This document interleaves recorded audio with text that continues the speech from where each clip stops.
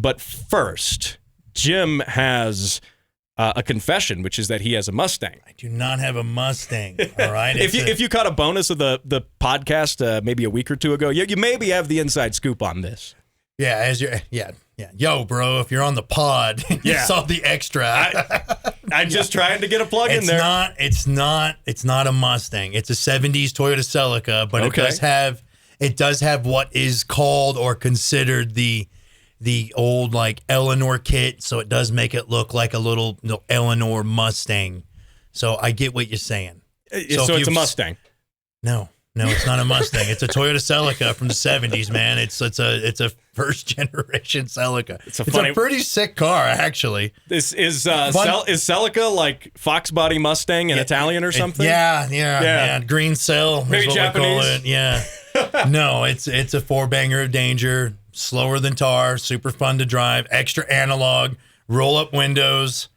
It's a 70s car. It's great. Cars are like women. Everybody loves them, especially the older stuff, till they got to start paying for things, or they start noticing things happening all the time. Fun thing. I was going down Academy, and I had to make the turn on Shelton. Mm-hmm. Brake master cylinder goes out randomly as heck. Super fun. E-brake it up, put it down, shifting, just trying to be like, yep. Is this the time? Is this when it's going to happen? Is this the end? Is this my lotto ticket? Is this what happened? Is this the number I pulled?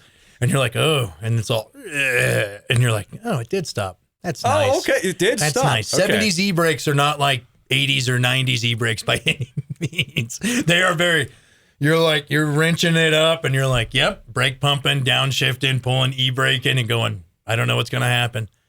Something will stop you eventually. I mean, it might be like a brick wall. It might be like the back of a semi-truck. I mean, eventually you will stop. These things do honestly happen and break with old cars. But yes, it is not a Mustang. It's a 70s Celica. Yes, I already ordered the part. It's pretty easy to put in. It's just R&R, nickel work, but just waiting for the part to come in and then drive it back up. I wanted to drive it today, but the part was supposed to be here Tuesday, and let's not lie, those things take forever now for some reason. Or you get the wrong part 3 times, or a defective one now, because I don't know what's up with quality. Oh, no, my favorite thing, I say sarcastically, is when you get a part, you get something in the box, and it turns out it's someone else's old part. They took the new one out, put the old one in, and returned it. That's disgusting. Gross. Diabolical. Blasphemy. People who do that should be publicly shamed. They should be tarred and feathered. They should be... there's got to be more of a consequence. Wear the letter P for parts pirate or something. You're like, what? R. Oh, man. To err is human, to pirate is R, Yeah. Like, what? The worst is when you get it and you order something, say, from Rock Auto, and they do what they can to make sure this doesn't happen. But when you have to order it and you can't just go back to the parts store and go, yo, dude, I got an old part in here. What's up with that? Yo, bruh, where's my part at? I'm trying to surf the Rockies, bruh. The Rockies, bruh. No, it's that thing. No, you know what's been coming through for parts from my old Japanese Toyotas and stuff? Honestly, the one auto parts store, and I'm surprised because Advance used to be cool, and no, it's Riley's used to be pretty good, and the not so advanced store used to be good. Not anymore. AutoZone has come through like a champ. I have no idea why, because AutoZone used to always come up shy. You're like, AutoZone ain't working. Now AutoZone's coming back through with like all kinds of stuff. I'm like, what is happening here? That is interesting. Yeah. Generally They had the AutoZone clutch I needed for old Kevin 11, the white AE86 11 from Japan of mine. They had that. Was it in store? In stock? Did you have to order it? Denver, I think. I think it came from Denver or one of the warehouses, but it was close, and they're the only ones that had the AutoZone clutch. I was like, what is happening here? Yeah. AutoZone's coming through. So they're up in the game? I guess. They're up in the game? Up in the game, yes. Is that what you kids say now? Up in the game? They're up in their game. Yeah, Loki, and I'm like, Thor. All their lingo is great. I have no idea what's happening. So you can get decent parts. You're finding better parts at AutoZone. Yeah. And that surprises me. Now, because AutoZone's OEM, Yeah, it is. I've always been of the mindset that whoever has the part in stock, whatever I need, that's where I go. Whether that's O'Reilly's, whether that's Advance, AutoZone, and I usually use their websites. I'll check it. And usually nothing I need is in stock at any of them. That's usually how it goes. No, it's not. It's weird. I don't know. And then, but the caveat to all this is that, let's be straight. Aizen now isn't Aizen even 5 years ago. It is different. Denso now different. isn't quite Denso from even 2 years ago, 2 to 5 years ago. A lot of the parts just... Without putting my tinfoil hat on. It's like the quality. It's like everything's made on a Friday at 5 p.m. or something. Without putting my tinfoil hat on, I think it's because a lot of that manufacturing, Bosch does this, Denso does this, has been outsourced now to China. And they have China. China. I love those guys. And I eat their food.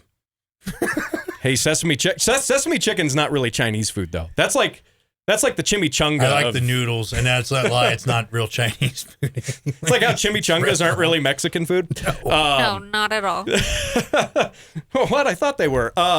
But I think it's because a lot of that stuff's getting outsourced to China. I really do. And, and we see a lack of quality control. Especially the Chinese food's been outsourced to China, too. Well, that's been outsourced to China for a long time, those little actually. boxes that look like the houses, the Chinese houses. Yeah, I'm pretty sure Chinese food has been outsourced to China for a very long time. Yes, lots of big trouble in little China. We're gonna have to make sure. Interesting story on that. So I needed an intake air temp sensor for my S2000. Okay. And for my standalone ECU, and I'm not using the stock Honda setup on it or anything. All right. And I bought it. The only one that was going to work, it was a GM sensor. It was going to work with the ECU I have, the standalone.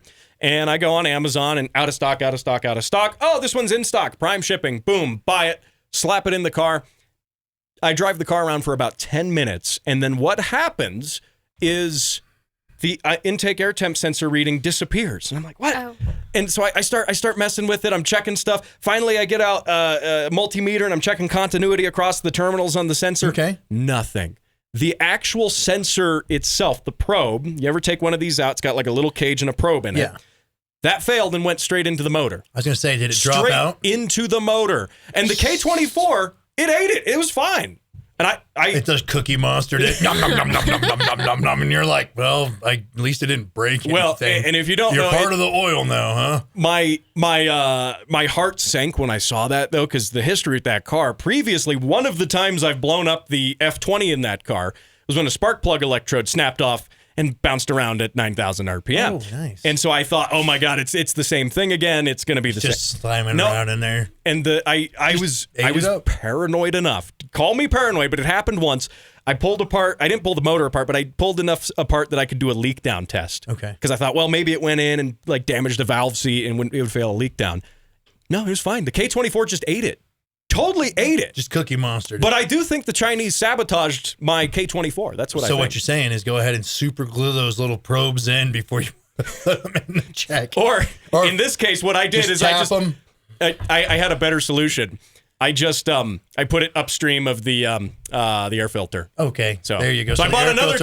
In all fairness, time. I bought another cheap Chinese one, except I put it in front of the filter instead. Nice. So what it probably should have done to begin with. I don't know, but parts of quality have just not been as good as they used to. Even name brand stuff. I mean, remember when Moog was like great for suspension and stuff? Oh yeah, dude.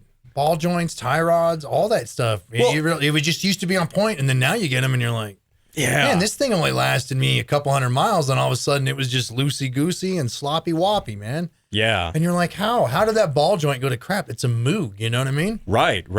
Yeah, and that's a fair point. And with that being said, I mean, there's other stuff too, like old school Megan for aftermarket actually used to be pretty good. All right, until it was super Chinese. It was never great. Don't get me wrong. I'm not saying it was never like top tier. It's a low mid tier thing is what it was, but it was good for streetable and adjustability and just running if you wanted to get a good stance position and not the camber crap, but like really lining up your car and stiffening it up and just modernizing suspension on some old 80s or 90s stuff.